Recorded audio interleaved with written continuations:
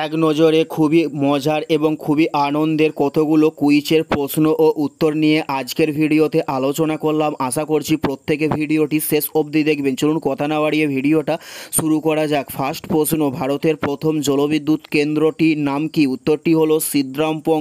ভারতের প্রথম জলবিদ্যুৎ কেন্দ্রটি, উত্তরটি হলো সিদ্রামপং। নেক্সট প্রশ্ন, পশ্চিমবঙ্গের শুষ্কতম জেলা কোনটিকে বলা হয়ে থাকে? উত্তরটি হলো পুরুলিয়াকে পশ্চিমবঙ্গের শুষ্কতম জেলা বলা হয়ে থাকে। নেক্সট প্রশ্ন, কার স্থান হরিয়ানায় অবস্থিত হয়েছে? উত্তরটি হলো রাখিগড়ি, এটির স্থান হরিয়ানায় অবস্থিত হয়েছে।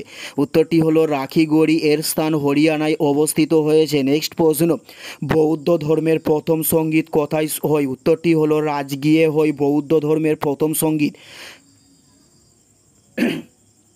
উত্তরটি হলো রাজগিয়ে হয়। নেক্সট প্রশ্ন, রবীন্দ্রনাথ ঠাকুরের ছদ্মনাম কি? উত্তরটি হলো ভানু সিংহ।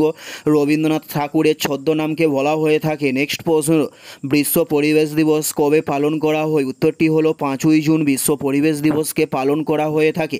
উত্তরটি হলো 5ই জুন বিশ্ব পরিবেশ দিবসকে পালন করা হয়ে থাকে। নেক্সট প্রশ্ন হলো কোনটি হোপিং কাশির ভ্যাকসিন? উত্তরটি হলো বিসিজিকে হোপিং কাশির ভ্যাকসিন দেওয়া হয়ে থাকে।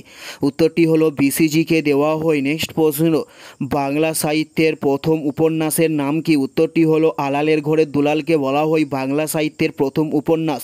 উত্তরটি হলো আলালের ঘরের দুলাল বলা হয়ে থাকে। নেক্সট প্রশ্ন, ভারতের ইংরেজি শিক্ষার জনক কাকে বলা হয়? উত্তরটি হলো লর্ড বেন্টিংকে বলা হয়ে থাকে ভারতের ইংরেজি শিক্ষার জনক। নেক্সট প্রশ্ন, সংবিধানের অভিভাবক কাকে বলা হয়েছে? উত্তরটি হলো সুপ্রিম কোর্টকে ভারতের সংবিধানের অভিভাবক বলা হয়ে থাকে।